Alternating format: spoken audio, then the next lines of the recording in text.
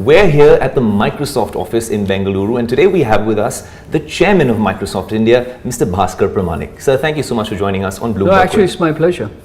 Sir, I'd like to start by asking you, the conversation about Microsoft has really changed over the years, from Office and Windows to, cloud computing, cloud for the public good, Microsoft Azure, and of course, digital transformation.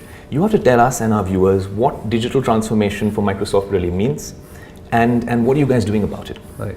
So in India, we actually looked at the environment and we said what we'd really like to do is to empower India's digital transformation.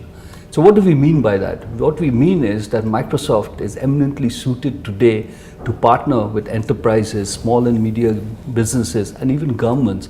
And we can really focus on 4 areas which we believe will help most of our customers in their digital transformation journey. The first is, how can we help them to create new experiences in terms of their customer engagement? The second is in terms of how we can empower their own employees to become much more productive. And the third is about optimizing their business. And the fourth is we can actually help them to transform their businesses through connected products and services. So that's the 4 core pillars at which we are actually addressing the marketplace. And this is built on our 3 platforms. It's around productivity and business processes, it's around personal computing, and all based on the intelligent cloud. So, you said intelligent cloud, and I'm going to take it from there. So that has become imperative in 2016. Right. Be it your competitors, be it Amazon globally, right, or even Google now, who's right, late to the party, but they're there as well. Everyone's really focusing on the cloud computing right, business. What has it been like in India, especially, to actually have adopters of the cloud model, to actually tell them, hey, let's move your businesses to the cloud, right, and ours is the best product out there, because right, what has your experience been like with Azure and the cloud platform? So it's been phenomenal. So I think India gets it. It's the 4th industrial revolution. In the 4th industrial revolution, what is critical and important is data. And where do the data get processed? It's in these big, large data centers. So we were the first off the ground with the I think 2 years ago, when we met with the Prime Minister and said, as part of the Make in India, we're going to set up 3 large data centers in India. These are hyperscale, hyper flexible, run any kind of workloads, and they're highly secure. And we set that up in 12 months' time. Last October, we announced it. After that, the pace of adoption of the cloud has really been huge. We're actually growing today on the cloud twice that of the market. So we believe that we've actually enabling the acceleration of the cloud market here in India.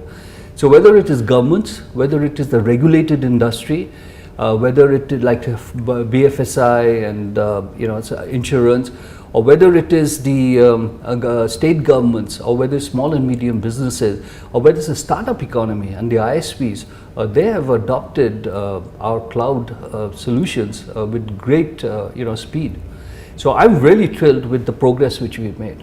So it's interesting, because this is a government which is clearly bullish on technology, right, be it Digital India, right, be it Startup India. You mentioned right, startups as well. What has Microsoft been doing in India with local governments and of course the central government, really, to play their part for the cause of digital equity? Okay. So that's always been part of our mission, is that how we do we help in India's inclusive growth.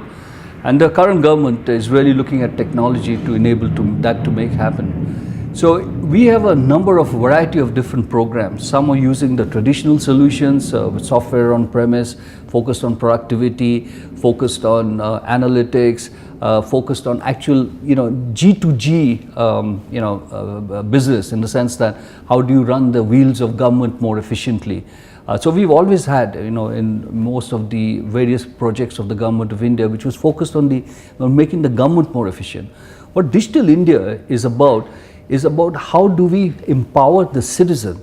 So there's a fundamental difference about making the government efficient and productive versus enabling and empowering the citizen. And that's where cloud plays a big role, analytics plays a big role.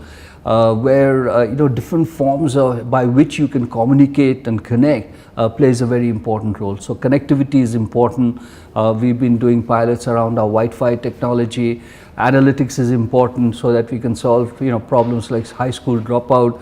We're focusing on healthcare. We're focusing on agriculture. So those are the things which are now being enabled. So over and above what we were doing in the past, there's a whole bunch of stuff which these new technologies have enabled us to do here. So even Aadhaar, I believe, with Skype verification, right. That's something you guys are working on actively as well. Absolutely. And I think we've already shown the proof of concept. What we need to do is to actually take a few scenarios and actually show that, whether it is KYC, whether it is any kind of transaction which requires verifiable identity on both sides, in many different areas. So we're actually looking at what are the possibilities, and we're talking to various government users as to how we can do some pilots. So another thing that I'd love your views on is the fact that Indian companies are often criticized for not being innovative enough. But Microsoft, spends $10 billion. That's their R&D spend every year. So do you think our increased R&D spends actually are justified and they lead to more innovation? Has that been your experience here, especially at Microsoft? Yeah, absolutely. I think if you look at the technology industry, by and large, most companies invest a lot because it's a rapidly evolving field, and the pace at which technology is changing is very, very rapid. So for a company our size, we spend that kind of money because we are always thinking about what the future is. And unlike the pharma industry, where it may take anywhere between 10 to 15 years to come out with a new innovation, sometimes in our industry it happens much faster. So therefore we always have to be focused on what the next big leap is going to be. So I think it's important, and especially if you're going to be talking about the kind of transformation which we want to bring to to India, that kind of investment which we do at a global level will actually help us in our journey here in India. Mr. Pramanik, with this new positioning for Microsoft, right. talking about digital transformation right. and the cloud right. and stuff like that, I'd also like to ask you, in the last 5 years that you've been here at Microsoft, you must have had several conversations with Satya Nadella as well. Where does India really feature for Microsoft? How strategically significant is India right. For Microsoft? So, India has always been strategically important for Microsoft. It starts with the time Bill Gates. So we're a 40-year-old company, 41-year-old. We're 25 years old here in India, and we've always been strategically important. But the strategic importance is not just about the size of the subsidiary. India is a very low IT consuming country. So therefore, that's not the reason. I think there are three reasons. Number one, it's about innovation from India. Number two is it's about the talent which we have in India. And the third is the market. So I think it's a combination of these three which has always made India strategically important for Microsoft. All right, Mr. Pramanik, I'd also like to ask you one parting question. Sure. It's been a long and illustrious innings for you here at Microsoft. Right. You will be retiring early next right. year. What are your plans post March 2017? And of course, what has your experience been like? So I've enjoyed, I've been working now for the last 43 years. I've really enjoyed all my stints and all the different companies. Perhaps I'm one of the few guys who've, I've worked with IBM, with Digital, with Hewlett Packard, with Sun, with Oracle, and now with Microsoft. And I've enjoyed every moment of it. I've seen the Indian IT industry actually develop. So therefore, a short answer to your question, I want to go and enjoy life on my terms. So that's my plan for the future. Thank you so much, sir, for joining us on Bloomberg. It's been a pleasure. Thank you.